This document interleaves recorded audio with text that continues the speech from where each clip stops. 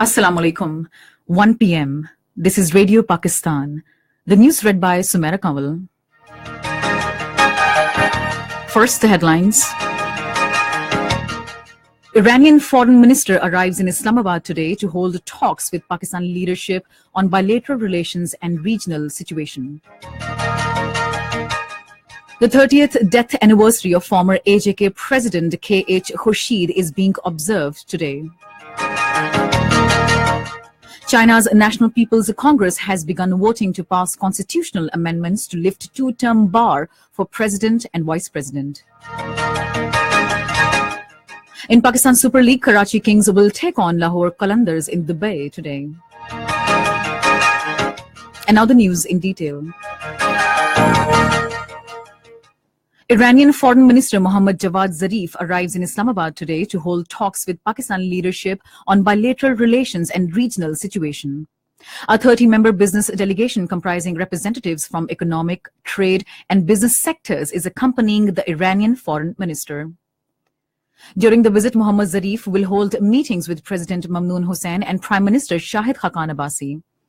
He will also deliver speeches in two trade gatherings to be attended by Iranian and Pakistani businessmen and entrepreneurs in Islamabad and Karachi. Senate meets tomorrow to elect chairman and deputy chairman. According to the agenda issued by Senate Secretariat for tomorrow, the session will resume at 10 a.m. The newly elected senators will take oath, after which the session will be adjourned. After the adjournment of session, nomination papers for the chairman and deputy chairman will be submitted.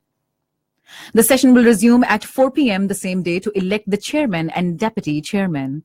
Names of the candidates will be announced during the meeting, and later a secret ballot will be held. The names of the winning candidates for the slots of chairman and deputy chairman will be announced, after which they will also take oath. Punjab Chief Minister Shehbaz Sharif will inaugurate a scheme to provide free Android smartphones to 110,000 farmers in the province tomorrow. Spokesman of Agriculture Department Shakil Uppal told Radio Pakistan Lahore correspondent that the objective of the scheme is to keep the farmers updated about Agriculture Department's recommendations about their crops.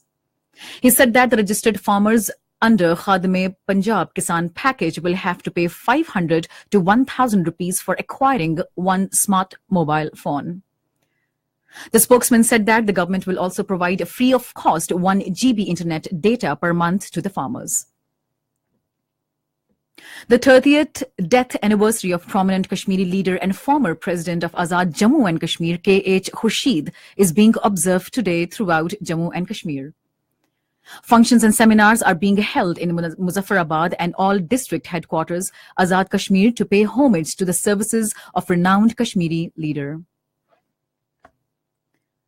In occupied Kashmir, the Dukhtarane-Millat chairperson Asiya Andarabi says attempts are being made by Hindu guru Sri Ravi Shankar to mislead Kashmiris by organizing so-called peace conferences in the state. In a statement in Srinagar, she said Kashmiris have been supporting the struggle for freedom for the last 70 years so that peace can be established in this beleaguered part of the world. The Jammu and Kashmir Muslim Conference, in a statement, objected to the visit of Sri Ravi Shankar to Kashmir, saying that Kashmiris were astonished to know as to how saints like Sri Shankar had fallen in the deceitful trap of Indian authorities. China's National People's Congress has begun voting to pass the draft amendments in constitution, mainly to lift two-term bar for the president and the vice president.